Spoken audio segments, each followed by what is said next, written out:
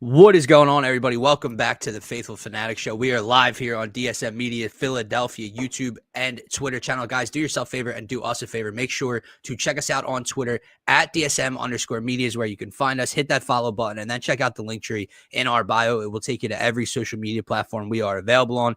If you guys want to be interactive throughout today's show or any of our live streams, make sure to check out the YouTube link specifically. It is the best and only spot to get your thoughts, comments, and questions pulled up here on the screen with us. I'm one half your host, Dylan Davis. To my right, my faithful co-host, Scotty. We have a live audience today in the basement. We got a packed show for you guys. The Philadelphia Eagles, the defending Super Bowl champions. We knew that they were opening up the season at home Thursday night, raising a banner against Jerry Jones and the Dallas Cowboys. However, the rest of their schedule has officially been released, so we're going to look at the top 5 most difficult schedule throughout today's show.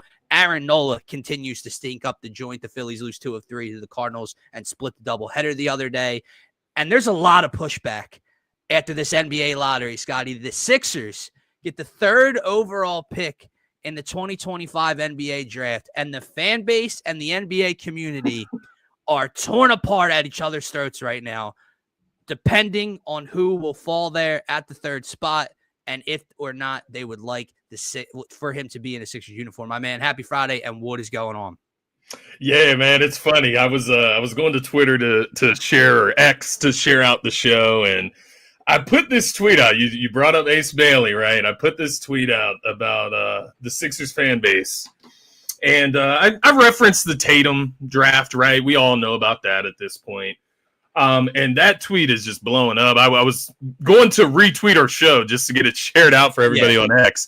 And my comments are just blowing up. I had to mute that. So it is very interesting. I think we just, like, as Philly fans, we talk about this all the time on here. Just always find something to argue about. Like, I thought this would be like the consensus. Like, don't get me wrong. If they draft, we'll get into it. If they draft another player, I'm not going to be like ripping my hair out. But we'll get into it, man. I don't want to give too much here. But happy Friday. That's where we're at right now. Always some turmoil in Sixers land. Nola obviously stirring the pot in Phillies land, despite the good things going on there. And then the Eagles, man, they're like I guess we're getting slept on again this season. Is that what you call it? Or? It's just clicks. The networks need a fan base to rile up right now and get engagement with, because they cannot actually believe some of the stuff that's coming out of their mouth. We actually discussed it on Monday when I brought up, the Jalen top 5 conversation. Like, did we not just answer this test, back in February and all this stuff? So that's clicks, but we are going to talk about it because there's some crazy things coming out about starting 1 and 3, and all I keep hearing about is how they've lost so many pieces, Scotty. And obviously we have all summer long to talk about this roster, but I need everyone to realize this. If you are an Eagles fan, or even if you're not, the Philadelphia Eagles do not have that much turnover. Right. It's absolutely crazy when people continue to go back to that. They lost their offensive coordinator again, which is something to talk about. It's definitely something to look at when it comes to Jalen Hurts and his, continued development, right? And how this offense is going to look next year. And then on the defensive side of the ball, well, they've also added pieces on the defensive side of the ball, right? So it's crazy, man. But let's start with that 3rd overall pick, because we haven't talked since the lottery on Monday. And going into that, there was a chance. There was about a 35-36% chance the Sixers wouldn't even have their pick. That the Oklahoma City Thunder, who are going to a Game 7 to advance to the Western Conference Finals tomorrow on Sunday, would get their pick. Well, guess what? The Sixers get into the top 6. Kevin Nagandi gives everybody a scare by saying they lost their pick. Mess my head up. Get pushed up inside the top 4 when we go to commercial breaks. So not only do they keep their pick, they're not 6, they're not 5, they're getting inside the top 4, and then the Hornets get 4. So that guarantees the Sixers one of the top 3 picks. And obviously, we can get annoyed. People can get, the Dallas Mavericks with a 1.8% chance. They trade Luka Doncic, and now they're going to get Cooper Flagg. The Spurs, they just get Wemby 2 years ago. That franchise is going to add another cornerstone to that piece, right? They weren't supposed to be in that conversation, really inside the top 2. So we could be a little frustrated with that. However, it is a very, very, very good outcome that the Philadelphia 76ers are picking inside the top 3. Yeah. And obviously the name that's being dropped is Ace Bailey, right? Cooper Flagg, number 1. Now, maybe with Nico Harrison, they go off the wall here. Not happening. Cooper Flagg's going number 1. Then it's the 2 kids out of Rutgers, which we discussed Monday. Dylan Harper, Ace Bailey. The consensus seems to be Dylan Harper's going 2. He's the better player. He's the more finished player right now, finished product right now. I have thoughts on that as well. At their young age, which I would love to hear in a minute. Then you talk fit, right? When it comes to the guard play in San Antonio, right? Maybe they wouldn't take him because they had the plethora of guards there, but I think they're going to. So when it comes down to it, the Sixers seem like right now, knock on wood, they're coming away with Ace Bailey out of Rutgers. Yeah. Dude, the amount of division within this fan base on social media over this kid and over this pick is absolutely insane. So what are your thoughts on Ace Bailey coming to the Philadelphia 76ers? What are your thoughts on him compared to Dylan Harper? And should people have concern, or should they and need to just effing relax? Yeah, I think we could start right there. I think, one, you just need to relax a little bit and enjoy the fact that you got a top 5, top 4, top 3 draft pick in the NBA. And this is coming off a season. It was horrible. We deserve it. I'm not going to sit here and say we don't have a top 3 draft pick coming. We were not supposed to have it. So do we really deserve it? I mean, from our perspective, yes, we deserve it. That was a miserable season.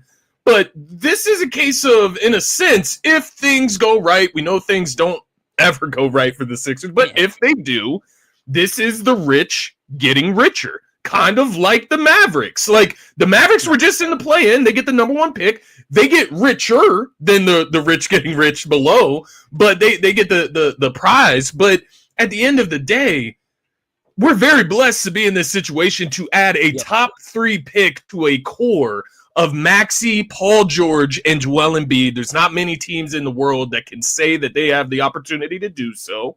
And so for whatever reason, you're down on the Sixers about health, Embiid, PG, their careers where they're at.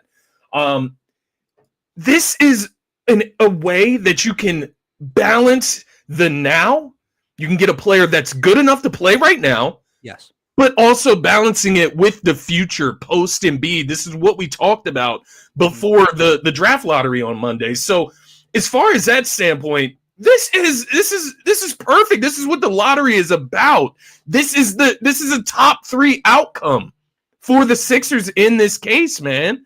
So I just don't get all the disarray. It doesn't have to be this negative conversation over prospects, man. The fact that it's negative at all is absolutely mind-boggling. And the guy we're talking about as well. You know what I mean? We haven't even got to that part yet. Man, look, for the most part, I haven't even seen division amongst all right, this is a deep class.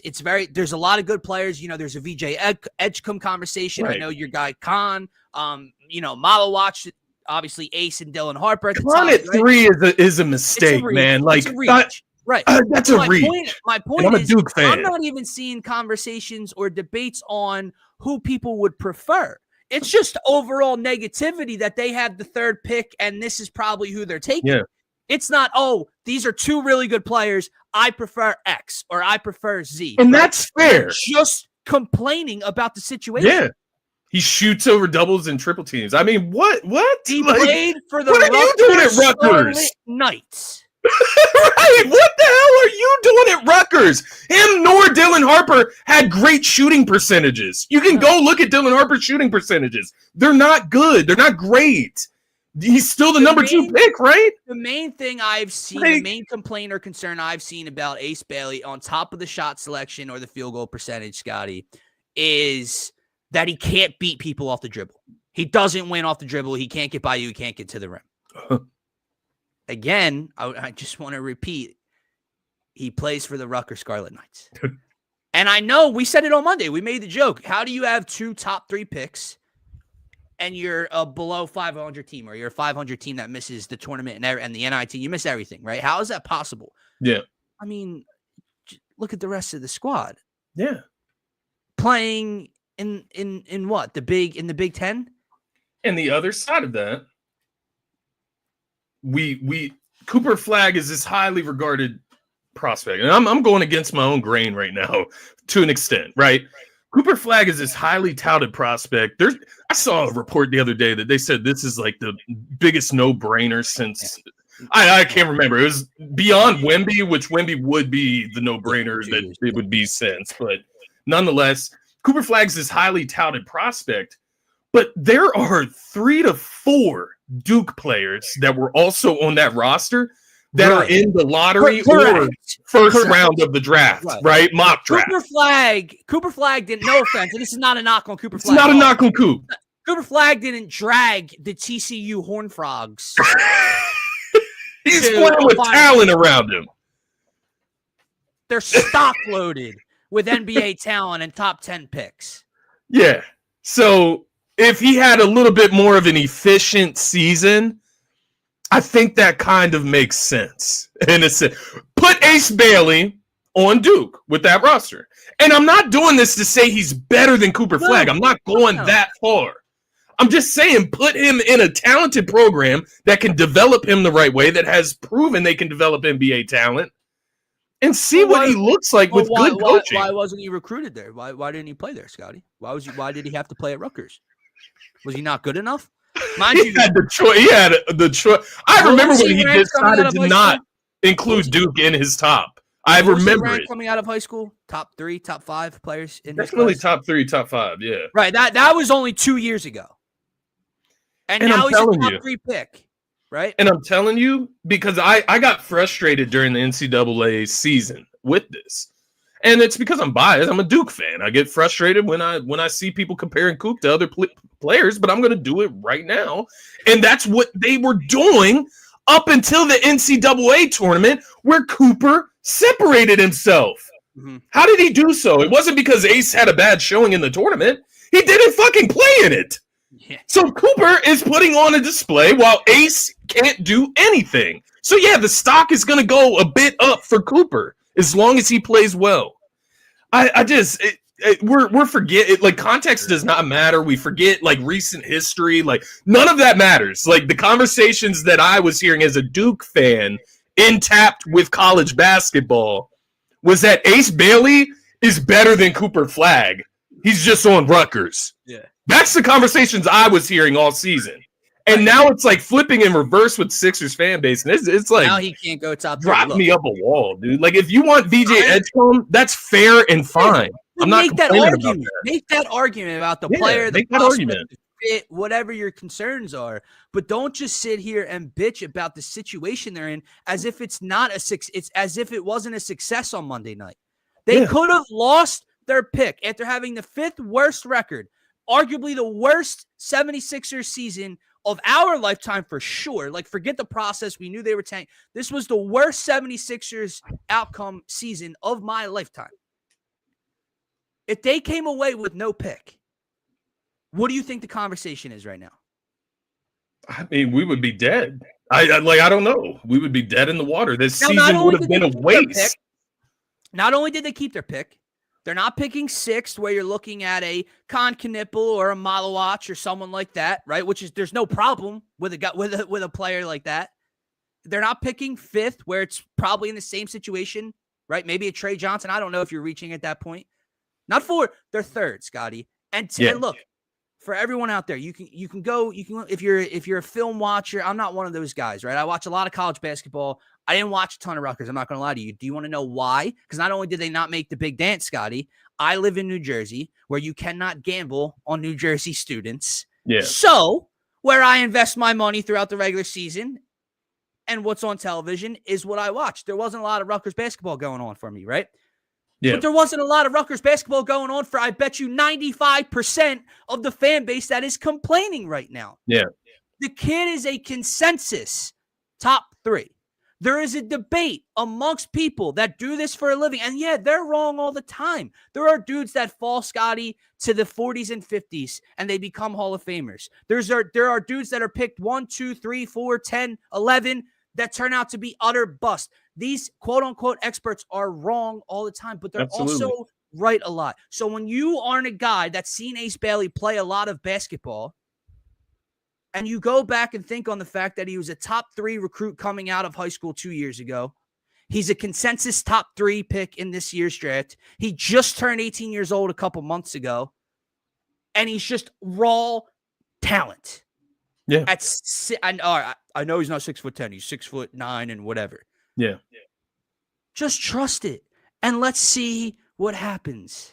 I mean, the size, man. Like, I can't fathom it. Like, it feels like what we need too. Like, don't get me wrong. If Dylan Harper was available, I would take that as well because I think we could use another playmaker back there. But shoot it, dude. Like, he can shoot it. He can, man. I don't understand it. I really don't understand it. Like, I've never seen. It's like only certain players get judged for like taking contested shots and stuff. Like it's like once he gets to the NBA, that's not going to look as weird if he shoots over a double team, dude. Not just that, bro. Like exactly to his point, the kid's going to go from playing at Rutgers to playing alongside Joel Embiid and Tyrese Maxey and Paul George. And I know we all have our complaints about Paul George and the few. Like I get that. It's still Paul George. For the 18-year-old to learn a thing or two from that guy is probably a positive. A guy he's very similarly built, right? They're very similar in their skill sets and what they do. I agree, man. Put this guy in a gym and lock him in there with Tyrese Maxey and see what happens. Martians. Like playing alongside you. That was good. But even let's take Joel out of the question, man. This guy flying up and down the court with Tyrese Maxey. Yeah. Just running a fast-paced offense. It's for the future as well. The kid averaged basically 18 points and 7 rebounds on 46% from the floor at a bad program. And he was the second highest recruit coming out of high school behind guess who? That was a year ago, brother. Yeah. Like we're not talking like, oh, he's a senior coming out of Rutgers. He's a freshman. So a year ago, he was the second highest recruit coming out, and now he's a consensus top 2 or 3 draft pick. And we're complaining. And he would have been number 1 because he takes bad if shots. Cooper Flagg didn't reclassify a year sooner and go into as a freshman a year earlier than what he was supposed to. Yeah, I don't think he has any choice in the matter. I think depending on what the rest of the roster looks like, maybe he's not starting day one, but when you get a top 3 pick, the kid either needs to start or needs to be playing valuable minutes off the bench immediately. Like who's starting over him would be my question. Let me say this, bro. We're sitting here having this discussion, and there's a lot of heated debate going on Twitter and other social media. Is it like locked in that Ace Bailey is going to be a Sixer? Not from a Sixer standpoint. What is the percentage odds that you put on San Antonio taking Dylan Harper at 2? Like, is this 95% done deal? Or is there a conversation going on in San Antonio about who's the better player? I think there has to be. I think there has to be a conversation going on because it's not just who's the better player. It is also how close are their ceilings because we need a player like Ace more than we need a guard. We do. And I think that has to be the conversation. No, I'm talking about the Spurs. Like, okay. They need a player like Ace, in my opinion. They have guards, man. They have De'Aaron Fox. They have Stephon Castle, one of the best rookie guards in the NBA. The argument is that you keep Castle as the 6th man, is what I've heard. Fair. And maybe they do. Maybe they go ahead and do that.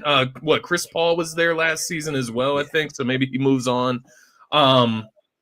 Yes, I think I would take Dylan Harper personally. I think he is the better prospect. He came out at like 6'6", man, which is crazy. That's with sneakers, obviously, but 6'6" for a guard is obviously great. And I do think he would pair well with, but in the same sense, it's like it's similar thing to the Sixers in a sense because you think about Maxey McCain. If you're bringing Grimes back, where would Dylan Harper fit in there? And it's not to say he would move one of those guys out. I'm not saying that. But where would everybody fit is the question. I feel like Ace Bailey fits us better. And I know you would gladly take 2, but I would so gladly take a 6'6" guard next to Tyrese Maxey in the starting lineup. And then I just get straight missiles off the bench in Quentin Grimes and Jared McCain. Yeah. Because before it was what? It was Kyle Lowry and Campaign. Like there was a mix. So Eric Gordon. Eric Gordon coming in for 2. I'll take Dylan Harper. I cannot believe all the pushback. If you have concerns, that's fine. But see, then my thing with Edgecombe, right? And I think Edgecombe's a hell of a player. Right. I think he can be great as well. I think he can be a great two-way player. VJ Edgecombe is a kid I did see play a decent amount last year. Same. Agreed. I think VJ Edgecombe's a top 5 pick. From my understanding, the little bit of tape I have seen, I just don't think he's over. I just don't think he's more talented. I agree. And he's what, 6'4", 6'5"? Yeah. Like it's minimal differences, but that is what we're looking at. Bailey has a standing wingspan of over 8 feet. Yeah, put some muscle on him, man. See what happens. They're going to. I know. Yeah, that's what I'm saying. Like the reverse is this: the people out there that continue to try to give him, and I know people do it, and the draft people do it, NBA comps. He's not Kevin Durant. Guys, he's tall and he's skinny. That's about all he has compared to Kevin Durant coming out of Texas. No one's Kevin Durant. Okay? Oh, he's Jason Tatum. Stop doing that. Yeah. There's comps you can look at in the way he plays the game, maybe his form, the way he shoots the basketball. There's different ways you can compare him to guys.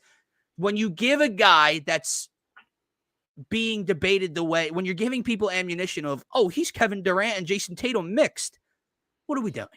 Maybe. Listen, because that's the other side of the expectation. You're overhyping him, right? And that's what I was getting torn apart for on Twitter, but I wasn't making the comparison of Tatum versus Ace Bailey. Like, it's not to say they're the same player. No. It's just to say that I remember Tatum being drugged down by fans this same exact way going into that draft. Once again, as a Duke fan, bias, knowing that Tatum is the best player in that draft. That's my opinion. And it's not to say that this guy's going to be Tatum. But this is a consensus. There is a consensus number 3 player in this draft. You have no right to get mad about us drafting him. Like, that's all I'm saying. There was a point in time where Markelle Fultz was the consensus coming out of Washington. Like, even though you're a Duke fan and you watch Duke basketball, a lot of people had Markelle Fultz as the consensus number 1. There was a time a guy by the name of Ben Simmons was the consensus number 1.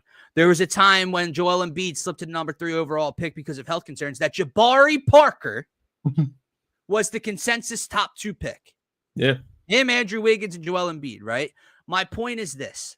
Maybe Ace Bailey becomes a Sixer, maybe he doesn't. Maybe Ace Bailey becomes an all-star in 2 years, maybe it doesn't work out. For the people that are bitching and moaning about it, and the thought of him becoming a Sixer at 3, I would love to know their documented record on the past. Yeah.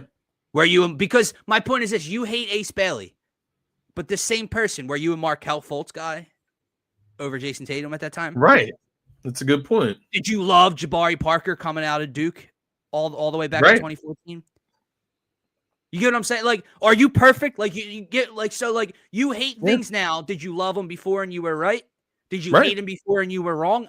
So it's like, dude, we're not going to know until it's all put on the floor together. And part of that, it's almost thing healthy, but it's almost like the fan base would rather.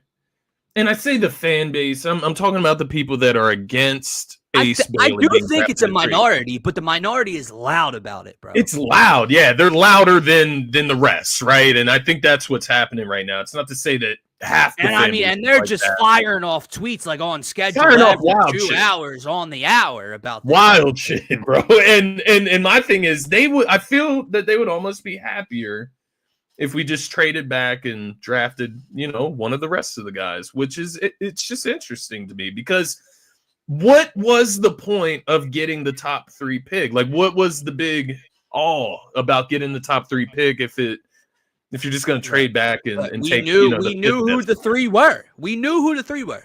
Right. Newsflash, people. But now it changed. At the NBA lottery, there was a reason that 3 specific guys got interviewed on ESPN. Yeah. Those 3 guys: Cooper Flagg, Dylan Harper, Ace Bailey. They've been the consensus 3. And now all of a sudden we hate it. It's a discussion. It's mind-numbing. Yeah. It really is mind-numbing, dude. Martian, don't rule it out, man. Don't rule it out. That's the one thing I'm not doing. I don't think they're they going will. to, but I don't rule anything out at this point. Because if you're offered an extra draft pick and just to move back, maybe somebody is dead set on Ace, right? And they want to move from 5 to 3, or they want to move from 6 to 3. Yeah. You can trade back. You can draft a Con. You can draft a Trey from Texas. You can do those things at those picks. You just can't do that at 3. But I would rather them just keep the 3rd pick and take Ace Bailey. Do what the fuck you're supposed to do, man. Sometimes that's okay. Sometimes that's okay. Yeah. It's like, look, Con Knipple might end up being a very, very solid NBA player. Con Knipple played at Duke. Con Knipple shined at Duke. There's no bigger place to shine in college basketball. Yeah. Went to the Final Four. There's no bigger place to do it, right? Con Knipple is not a better basketball player than Ace Bailey. I agree. Yeah. And people are saying, I'd rather have Con Knipple. I love Con. He's not a more talented, skillful player than Ace Bailey is. It's just a hardcore fact. Maybe when they first enter the NBA in the first month of the season, Con Knipple's fitting in with whatever team drafts him, and he's knocking down threes and whatever. And it looks better in the moment. Yeah. Ceiling-wise, he's not a better player than Ace Bailey. But yeah, James Harden stinks. Trade him. Then we trade him. Yeah, there were people that wouldn't trade not only for Halliburton, but like for anyone. Like Thibault was untouchable. Yep. It's been a lot. Scotty, there's been a lot of players that have come through this city that have been quote unquote untouchable. Not been wrong. But the actual untouchables haven't been untouchable in those people's eyes. Yeah, trade Embiid. Not now, like 3 years ago. And I like in hindsight, you're looking back, his value was never higher. I understand that. But at the same time, people would sit here and tell me that Matisse Thybulle's untouchable, but I would trade Joel Embiid for Bam Adebayo and Tyler Hero. And it's like, what the fuck are we doing? Let me ask you this on the trade regard, not for a draft pick, like not for trading down, but would you trade the pick for a player or something, right? Like, I mean, would you prefer to keep the roster as is and add that young player, or are you open to kind of exploring if maybe you trading the 3rd overall pick you're talking about? Yeah, trading the 3rd overall pick. Maybe you pair it with a salary. I don't know. I'm just talking off the top of my head right now. There is one man and one man only that I would do that for. And he's leaving. He seems to be leaving Milwaukee. That's it. Yeah. Yeah. That's it. Fair enough. Let me ask you this, because I brought this up to my sister the other night, and she said no. And I don't know how I feel about it, because I don't like. This is another guy we've had discussions about, untouchable, right? Because this guy was talked about having to be traded for James Harden back in the day. It's Maxey. I know where you're going with this. The Bucks came and said, "I'll give you Giannis for 3, Maxey, and like a pick swap or filler or whatever." Would you do it?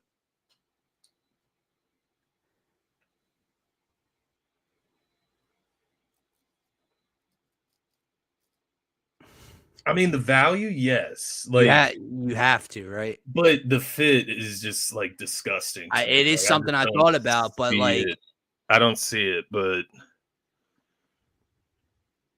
at the end of the day, it would take the need for Embiid out. Like, Embiid would be a plus at that point if you get Giannis at the end of the day. That was kind of my point. Like, that is a guy, top 3 in the world right now. That is a guy that even if Joel Embiid can't play more than 30 games next year in the regular season, you could still be a top 3 seed. Yeah. I know I'm way down the rabbit hole. Newsflash, people, Giannis Antetokounmpo is not becoming a Philadelphia 76er. I'm just saying, in the conversation I had the other night, it does seem to be on the block. The problem is, and now, if he leaves, ship him out west. This is where Ace Bailey or whatever this 3rd pick is this offseason. I know we're going down this rabbit hole again of, big offseason, right? Jason Tatum might not play basketball next year. And Giannis might get traded out west. The Cavs may be bigger chokers than we've ever been. Yeah. The Eastern Conference will be wide open.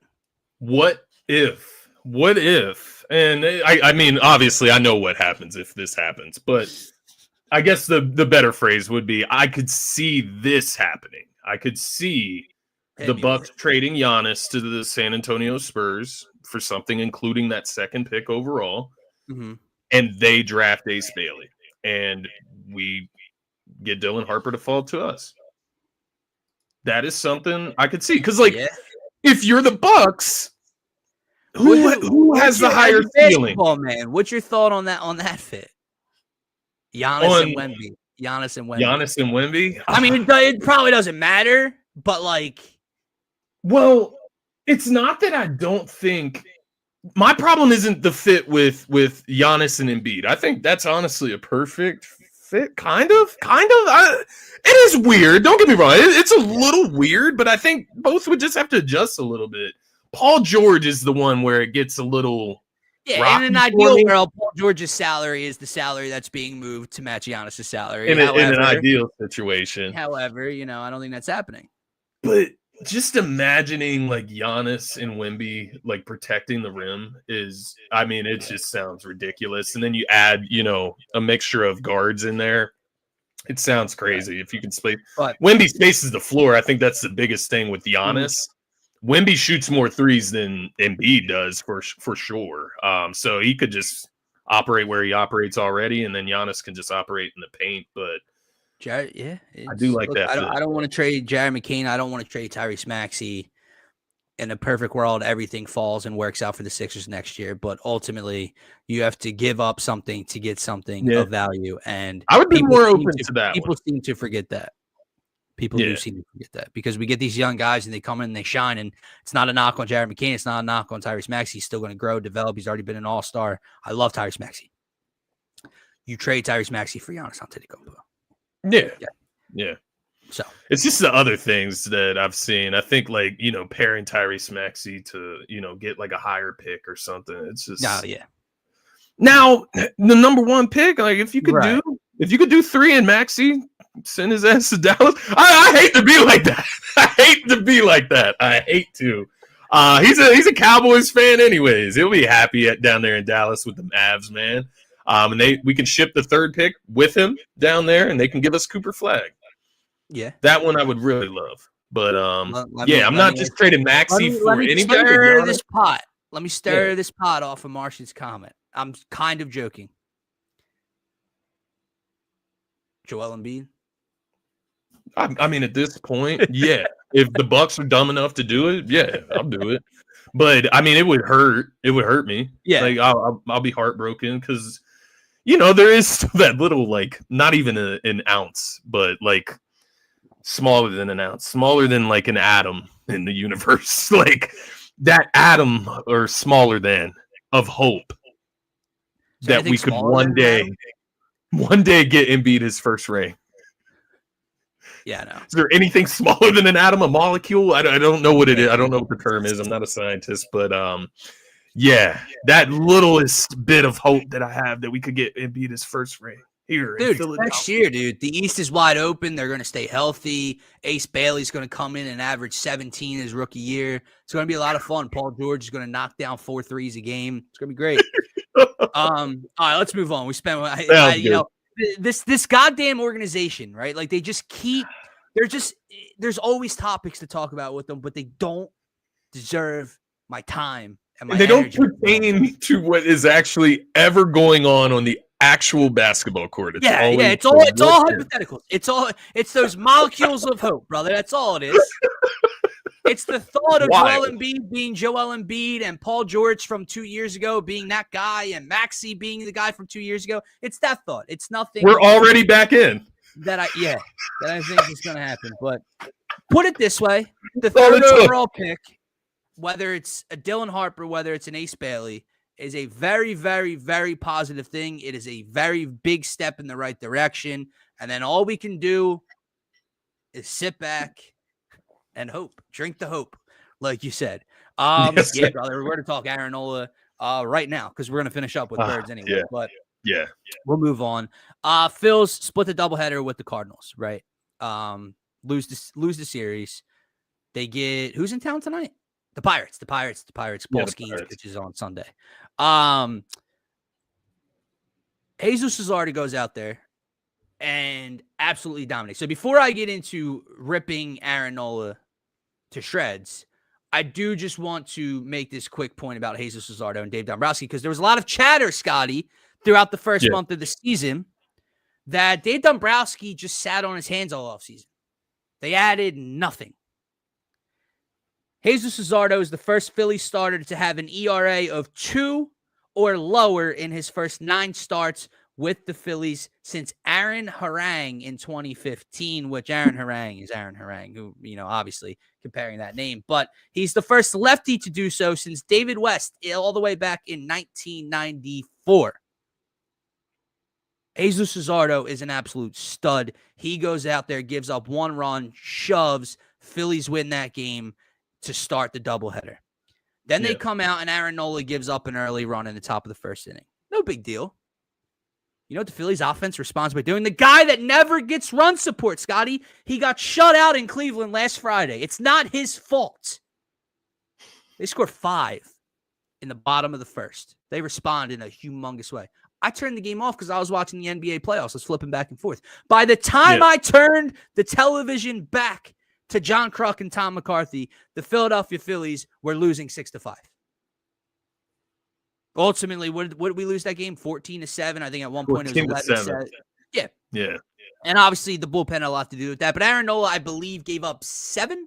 He might have been on the hook for Tanner Banks runs as well. So I don't know what Aaron Nola ultimately ended up giving up. The number was 9. 9. Okay, so he was on the hook for those earned runs. They did not go on the line of Tanner Banks. But anyway, I don't know what to do at this point. We just mentioned the word hope. That's all you can do as a fan right now when it comes to Aaron Nola. The only other thing is you have to think the guy really can't be worse. But I will tell you this. This is where I'm at. Okay, this is no more. And, maybe he turns things around as the summer goes on. All I can do is sit back and hope for that to be a reality. However,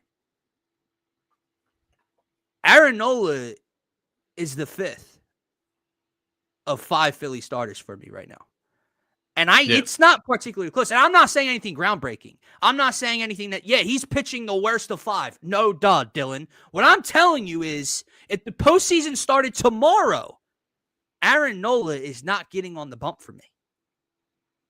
And again, that's probably not groundbreaking to a lot of people either. Marsh is probably like, no shit, Dylan. But he's just not, Scotty. Well, Nola or Walker? What? Nola or Walker? I mean... That sounds nuts. It sounds nuts. I mean, Don't get me wrong. I would still probably have to say Nola. Like, I don't want to, I don't know. But that little bit of hope, right? In very limited work, Taijuan Walker has outpitched Aaron Nola in 2025 so far. But Painter, guys that are up. and Rangers, and Rangers picked in 2 starts so far, sucked in 1, was dominant in the next one. He pitches tonight. We'll see how it goes. But right now, Aaron Nola wouldn't sniff the mound in a postseason series for me if I was Rob Thompson. The beautiful thing about it is it's not as big of a problem as it would have been a year or 2 ago. With the way that Jesus Luzardo is pitching, with the way that Christopher Sanchez continues to develop, and with this guy, to Martian's point, Andrew Painter possibly coming up and being a guy every 6 days or whatever, maybe being used in the pen. It's not as big of a deal as if I would have said this conversation a year ago today. But Aaron Nola, dude, is a problem right now. There's just no confidence every single time he takes the ball in from us to him and in himself to him. Is it the contract? Like, what is it? Like, I don't understand. Like, why? Like, I get it. He's had his moments, but this is like by far the worst he's ever. Like stretch even, right? Like, I mean, the numbers are horrific. I mean, I'm not 100% sure he's not had a worse stretch, but he's 1-7, 6.16 ERA. Like, it speaks for itself. You know what I mean? Like, we can't even. It's not even like we have to disrespect him or anything. He's just he is literally sucking. Like, that is literally what's going on, man, dude. Because the problem is the other night was the worst case scenario because his last start, the Phillies lose the only game they lose in Cleveland. They win the series. I get that, but they got shut out, right? He didn't pitch well. He didn't pitch spectacular or whatever, but they lost like 4. They ended up losing 6-0, but I think he gave up like 4. But you can make the conversation that, oh, the run support. 5-1 in the second half of a doubleheader at the bank. And you immediately, by the third inning, it's 6-5, bro. And then Kyle Schwarber hits his 15th home run of the season.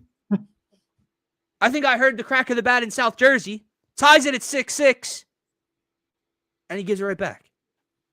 That's the problem. He's so untrustworthy at the moment.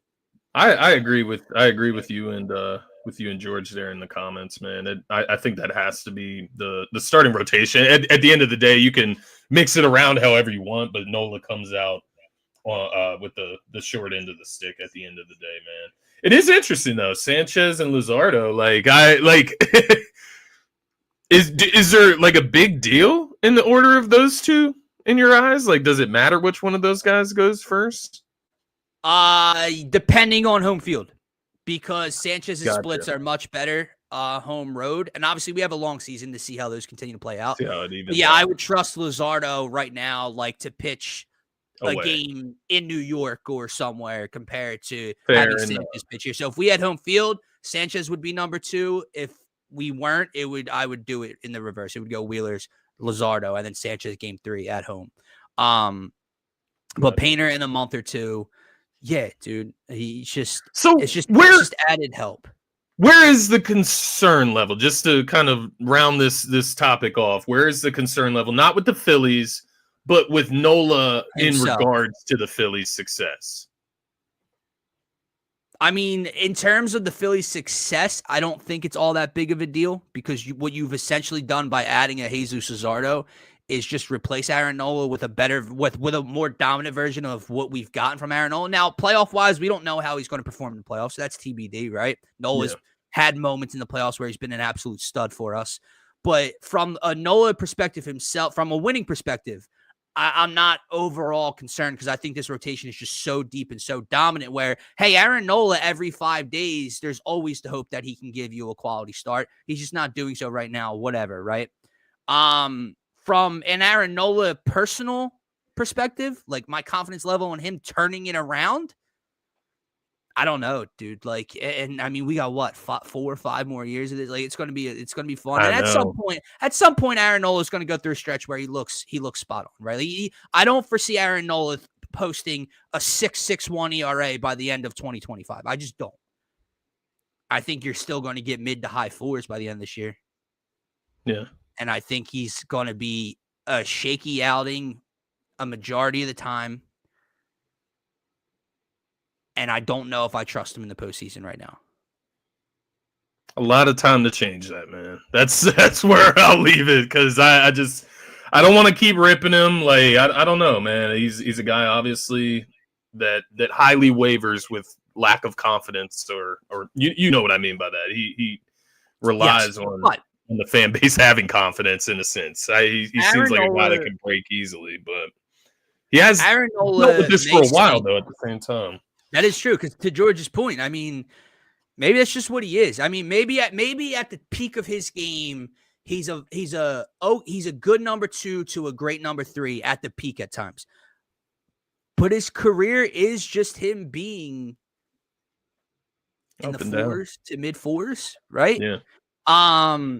But even though he's been stinking up the joint, the pitching overall has been very good on top of the bats doing what they've been doing. I know they just lost a series. It's the first series they've lost in like over a month or whatever. But when we talked about help, right? Andrew Painter coming up. Does he hit the pen? Is he every 6 days? Does Ranger go to the pen? Whatever it's going to be. You already got Walker back there who's looked okay. You want to know some interesting numbers brought to you by, I believe it's Luke Arcine? Yeah, I know what you're talking about, though. I don't want to fuck up his last name. Phillies baseball. Yes. Jordan Romano, since April 20th, we're going a month. As 6 2/3 innings pitched, 5 hits, 1 earned run, 2 walks, 6 Ks, and a 1.35 ERA. Jeff Hoffman up there in Toronto, 8 innings, 12 hits, 10 earned, a walk, 14 Ks, and 11.25 ERA. The reason I say this, Scotty, is it goes with the theme of the losing and then the winning and the streaks and everyone complaining about how this. It's almost as if like you have to just let a baseball season develop, right, and go through its waves. Because a month ago, it was the biggest colossal failure ever to move on from Jeff Hoffman. And I'm not saying Jeff Hoffman isn't going to turn things around and Jordan Romano is going to stay on this streak. But my point is, hey, Romano stunk. Hoffman was lights out. Now Romano's lights out. Hoffman's stinking up the joint. Things tend to happen, brother. But on top of that, Scotty, he also goes on to say, despite some early bullpen troubles, the Phillies are 18-1 this season when leading after 6 innings. That's interesting. Is it not? Because they might have some bullpen depth issues. Tanner Banks, right? Jose Ruiz, you get nervous, right? He's on the IL now, right? Joe Ross, But what that number tells me, crunch time, Phils have a lead after 6, we're going to the big dogs. And that's Strom, and that's Alvarado, and that's Kerkering, and right now that's Romano. And they've lost 1 game leading after 6 with this bullpen this year.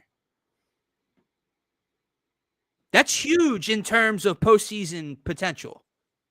Because you want to get Wheeler through 6 2/3 or 7. You want to get Luzardo through 6 2/3 or 7. You get those guys there, and now the big dogs can come in and clean everything up at the end of the game.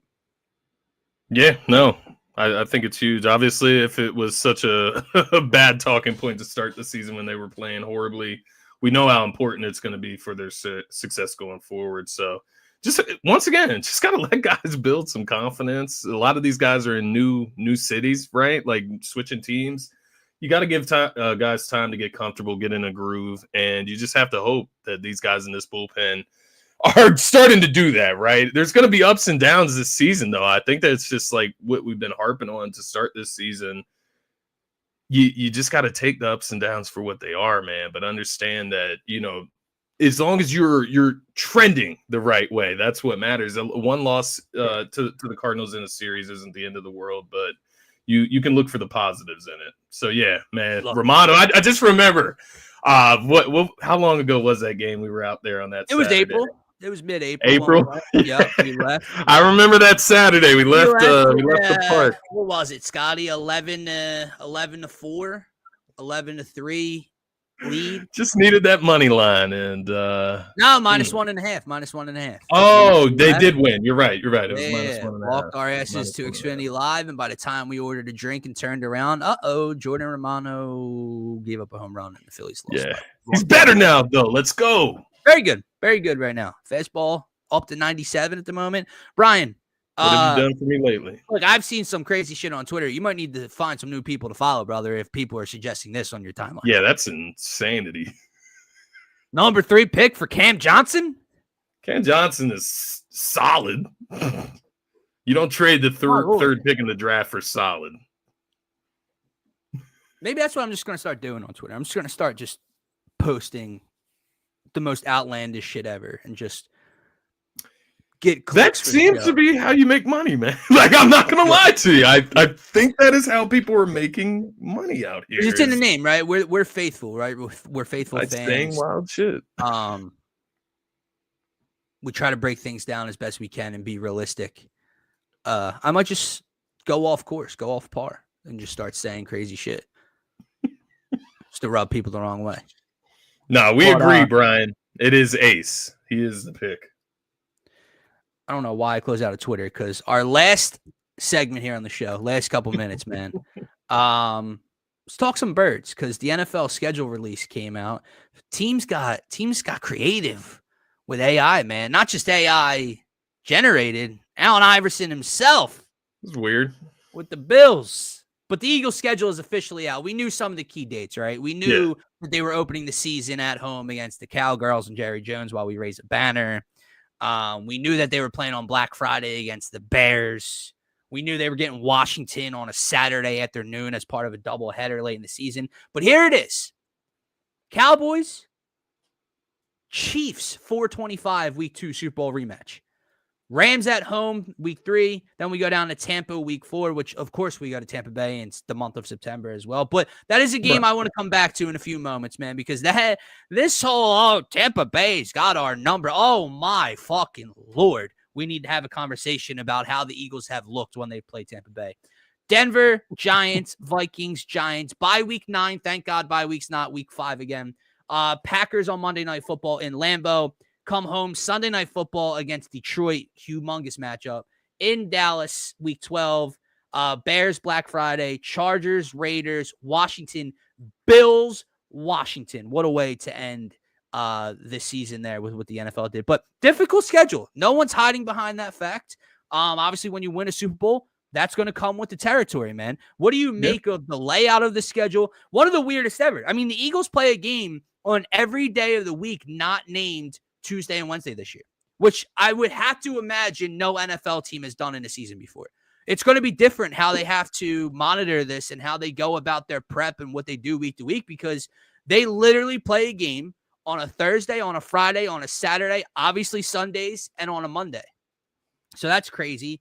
You get the Super Bowl rematch and a playoff rematch in weeks 2 and 3. You get the stretch of the Packers, Lions, Cowboys. You get the stretch of the Commanders, Bills, Commanders. So there's a lot of waves in this one, man. But what do you make of the Birds' early schedule release? I think the NFL is funny. I think they're funny, but it is what it is. Like they it's not like they've changed. I think each and every year we have something in our schedule that is just kind of wonky. The fact that we don't play 2 home games in a row at any point in the season is kind of wild. That's kind of wild. You play 2 away games in a row, I think just once, and that's the Giants and the Vikings week 6 and week 7. But that's the biggest thing for me, because obviously that can wear you down over a season. But I guess on the other side of that, you don't have like this long stretch where you're completely on the road either. So you're always going to be coming home to an extent, right? So maybe, I don't know how that balances out. Maybe that works out better for them ultimately. Looking at the Commanders, man, I texted you this before we hopped on here, but the big thing with putting the Cowboys week 1 was like getting that interdivision rivalry like refueled and back on the big stage, everybody healthy, competitive, right? But then you put the Commanders, the team that was second in the division, that was right there playing us in the NFC Championship, for example, in the last 3 weeks, where generally the season, if we do things the right way this year, that part of the season just doesn't carry as much weight, quite honestly. We'll see how this goes. It's a tougher schedule, so it very well could end up meaning something at the end for sure. But, man, I did a very early, like, record prediction. I just went through and picked my wins and losses. I came out at 13-4. Is that like, am I not being real? Like, how many did they win last year?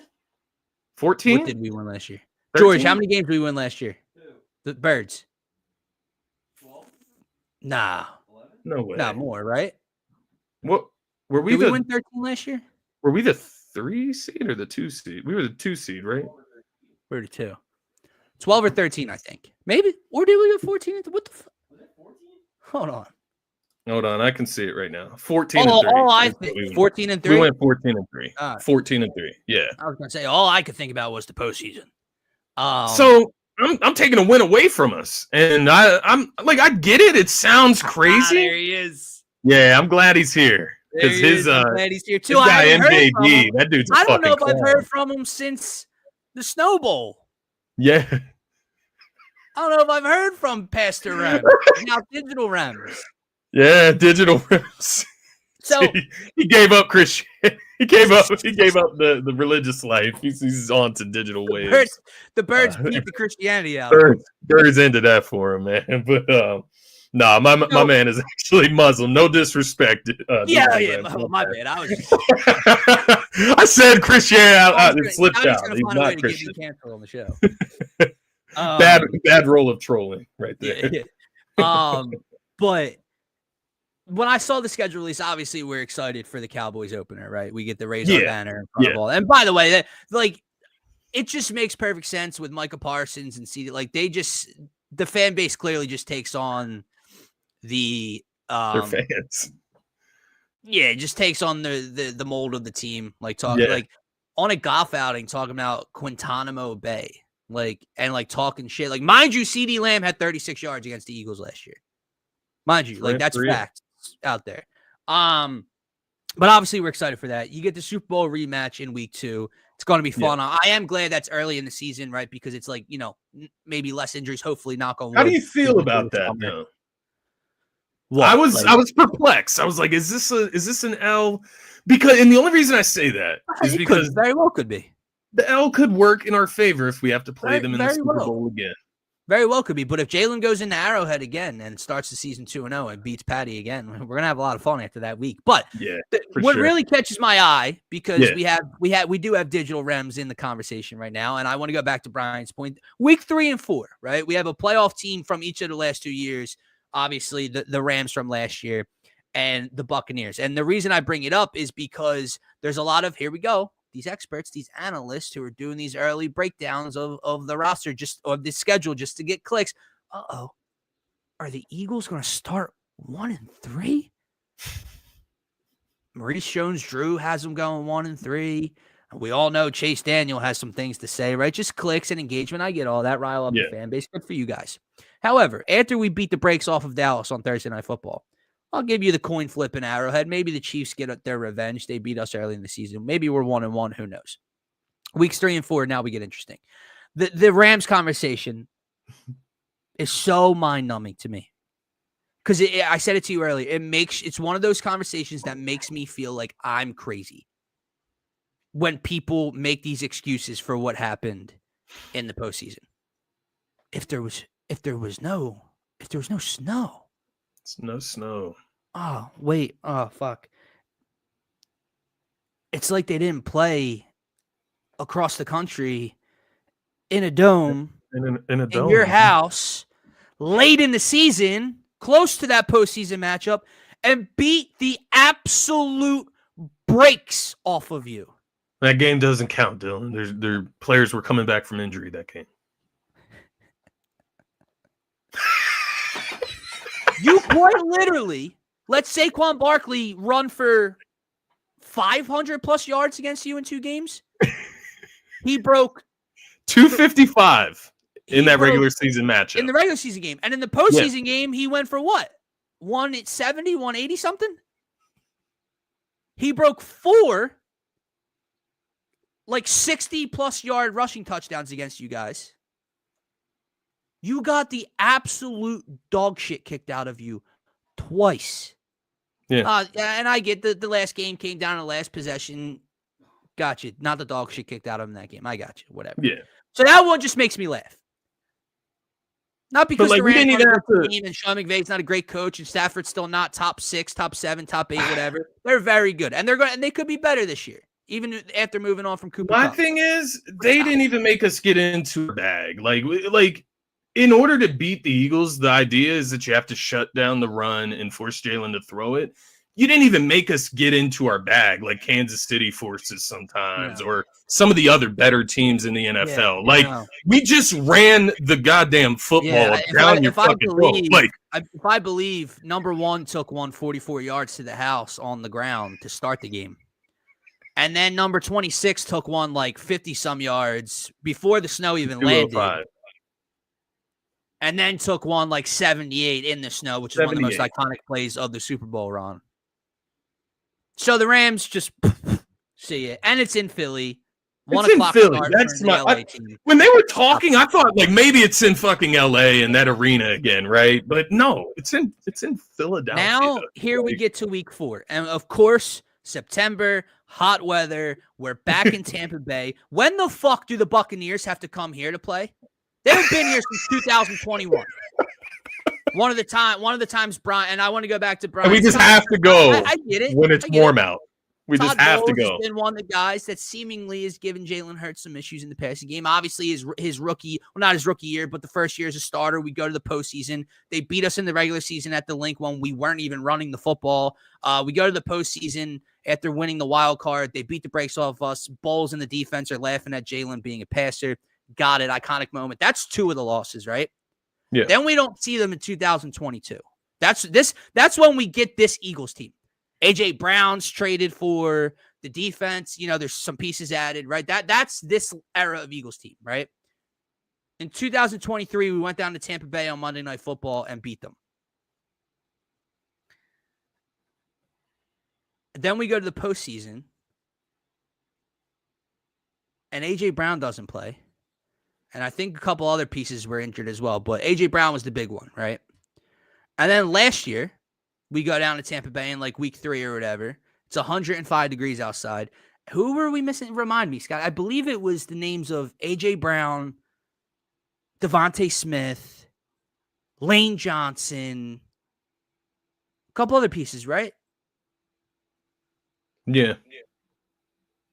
That doesn't fucking count. We're not talking I know I'm sounding like I'm making excuses. I'm not talking about to Pastor Rem's point. I'm not talking about we were missing a linebacker. Nakobe Dean and Darius Slay were out for this game.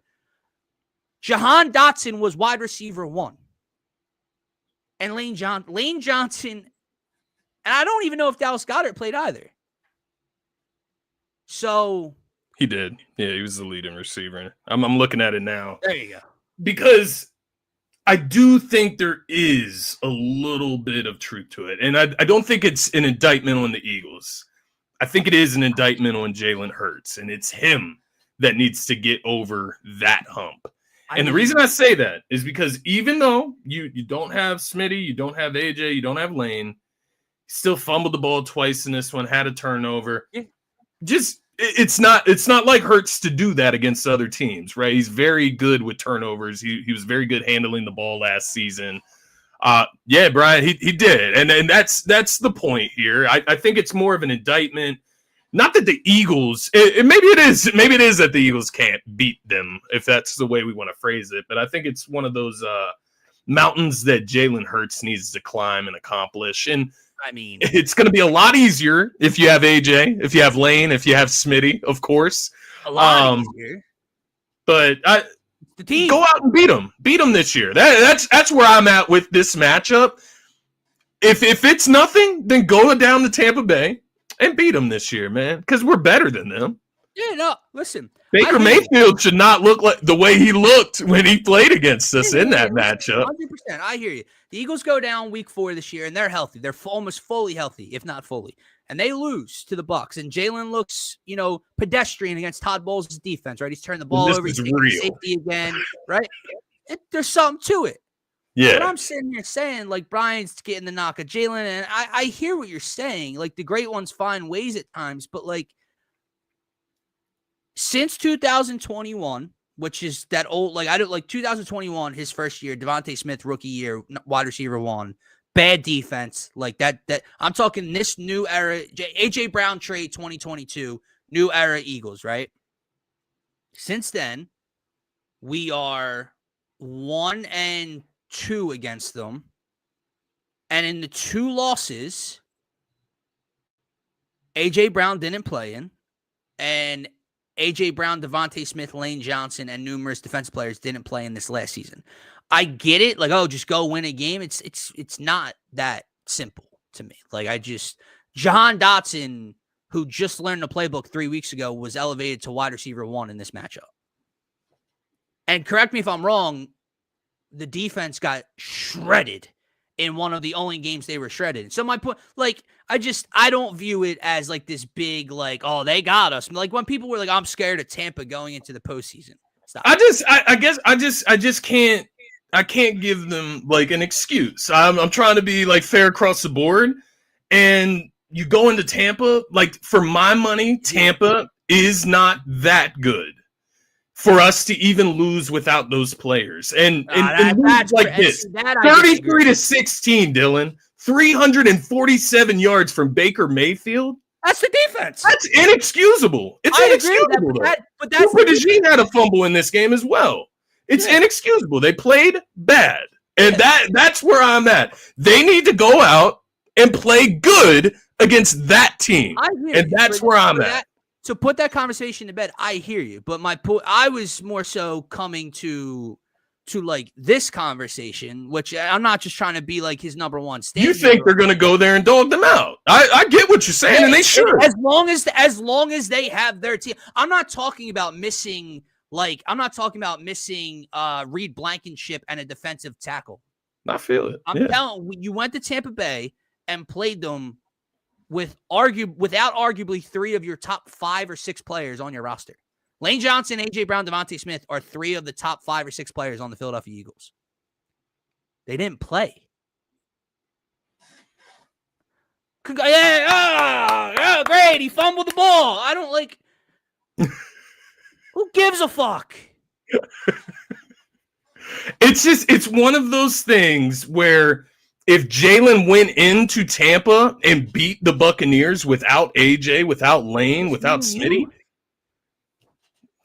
it's another accomplishment. It's another accomplishment.